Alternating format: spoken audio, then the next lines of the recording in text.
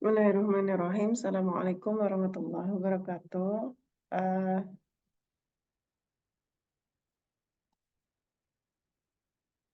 Hari ini melalui video ini saya akan melanjutkan pembahasan tentang materi hidrograf yang waktu itu pernah dibahas di dalam kelas, namun untuk analisisnya, contoh analisisnya itu belum selesai gitu ya. Dan ini bisa kalian baca kembali, nanti dibuka dulu materi hidrografnya, kemudian ada sebuah kasus yaitu di mana diketahui kemudian ada data hujan yang terdistribusi dari jam ke-0 sampai jam ke-5. Kemudian ada data debitnya. Data debit yang tentu saja sudah dianalisis ya, dijadikan hidrograf debit. Tapi ini bukan dalam hidrograf, ini dalam tabel. Kemudian apa yang harus dilakukan yaitu menghitung hidrograf aliran langsung, P-index, dan histogram hujan efektif. Nah, dalam hal ini berarti kita diminta untuk mencari sebenarnya hidrograf aliran langsung. Apa itu hidrograf aliran langsung? Yaitu hidrograf yang merupakan hasil dari analisis untuk mendefinisikan mana sih sebenarnya debit yang merupakan debit runoff dan mana yang merupakan debit base flow. Di materi sebelumnya itu ada tiga metode ya untuk memisahkan aliran dasar dan runoff-nya, yaitu dengan garis lurus, kemudian variasi slope, dan fixed base flows, fixed base slope.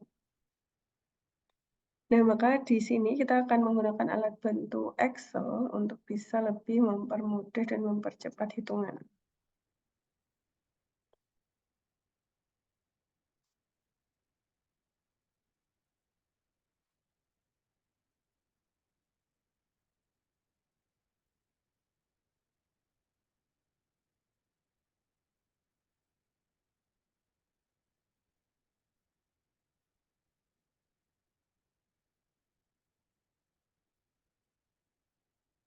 Ya, di sini semoga kelihatan di screen saya ada soalnya, kemudian saya ada Excel-nya.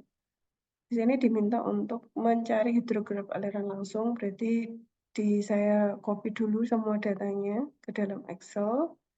Kemudian kita mencari base flow dengan metode yang kita mau pilih. Tapi di dalam hal ini saya akan menggunakan yang paling mudah, yaitu garis lurus, penarikan garis lurus.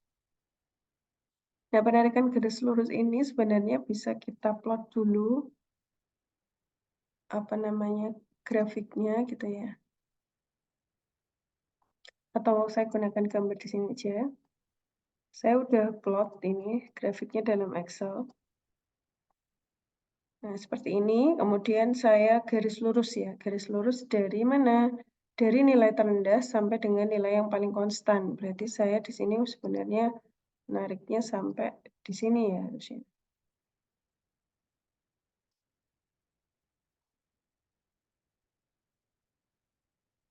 Ini mestinya nggak saya garis, tapi garis juga nggak apa-apa. Oke, ini saya garis sampai di konstan. Kemudian terbentuklah sebuah garis lurus yang memiliki kemiringan, atau bisa kita sebut slope-nya. Nah, maka slope-nya bisa kita hitung dulu. Berapa slope-nya? Slope-nya adalah yang namanya kemiringan itu adalah perbandingan antara jarak vertikal dengan jarak horizontalnya. Nah, kalau di grafik ini, jarak vertikalnya itu adalah debitnya, kemudian jarak horizontalnya adalah waktu.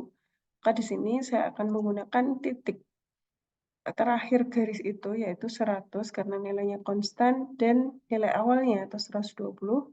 Kemudian delta X-nya itu waktu 12 dan 0. Maka hasilnya min 1,667. Maka base flow-nya itu di titik awal akan sama, kemudian akan menurun seiring berjalannya waktu. Menurunnya berapa? Yaitu di nilai slope-nya. Karena negatif, maka kita selalu gunakan plus ya untuk menambahkan slope-nya, entah itu positif atau negatif. Nanti akan tergantung pada nilainya positif atau negatif. Kemudian kita hentikan sampai titik terakhirnya, yaitu nilai yang mulai konstan. Kemudian kita bisa ikuti nilai yang sama dengan debitnya. Karena kita anggap bahwa setelah ini base flow-nya akan selalu 100 atau di bawah 100 atau ya tergantung ya. Baik, kemudian inilah berarti direct runoff-nya berarti adalah hidrograf total dikurangi base flow-nya. Maka inilah yang dinamakan hidrograf runoff. Kita bisa gambarkan ini.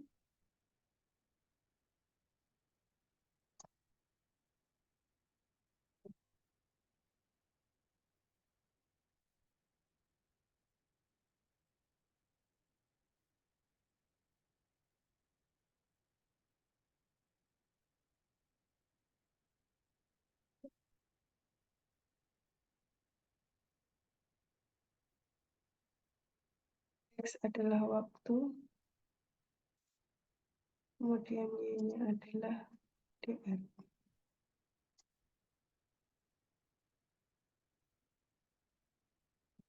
Seperti ini. Ini adalah hasil hidrograf runoff-nya. Pertanyaan selanjutnya adalah P-indeksnya. Berapa P-indeksnya? Nah, P-indeks kita tahu di pertemuan sebelumnya itu adalah hasil dari hujan total dikurangi tinggi limpasan langsung dibagi jumlah hujan efektifnya. Maka sebenarnya kita tinggal mencari ya asumsi P-indeks yang paling tepat. Di sini saya pengen gambar dulu.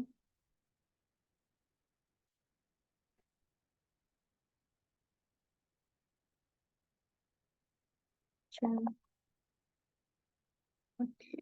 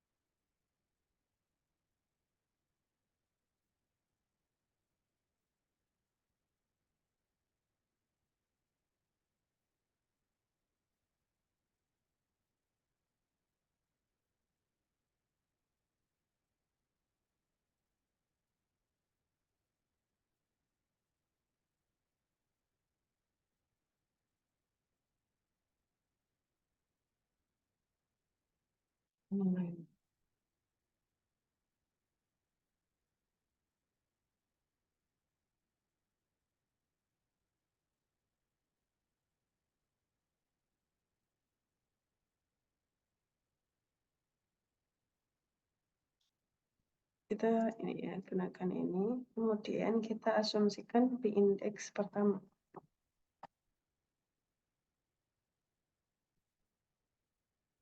Asumsi 1,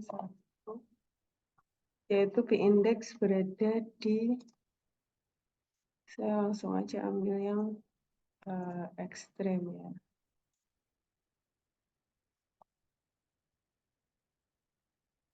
Misalnya di atas di sini. Berarti di antara 20 dan 40. Tapi indeks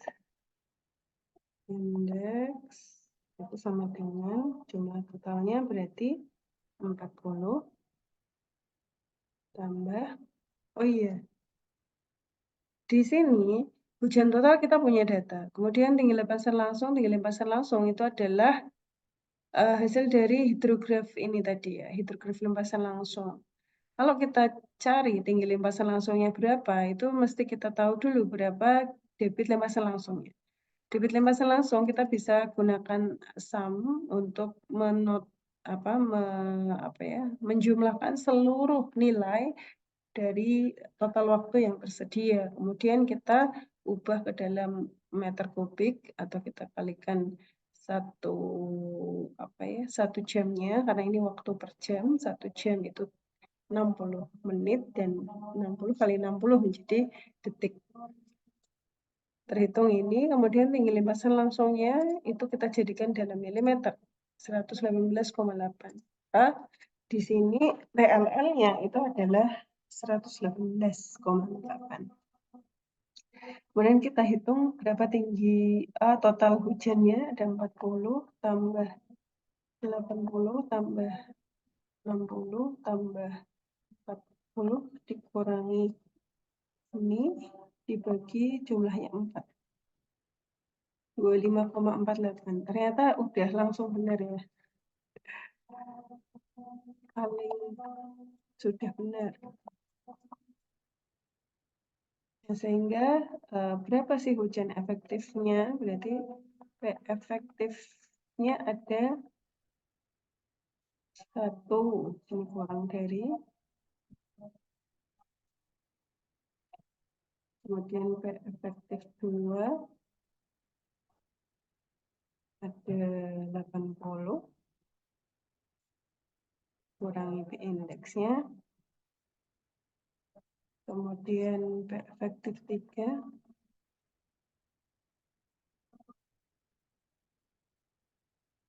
dikurangi,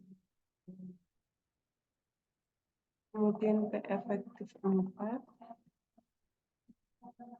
itu di bawah 20 sehingga kita abaikan, kemudian di ini ya 40. Jadi totalnya itu harusnya sama dengan TLL-nya. Ada 4 hujan yang menjadikan runoff. Nah, gitu kira-kira jawaban dari seluruh pertanyaan. Di sini kalian bisa juga melihat latihannya sudah saya berikan. Jadi monggo aja. Gitu. Ya, terima kasih sekian. Mudah-mudahan bisa memahamkan, dan apabila masih kurang paham, kalian coba lagi di file Excel kalian masing-masing. Terima kasih sudah menonton. Wassalamualaikum warahmatullahi wabarakatuh.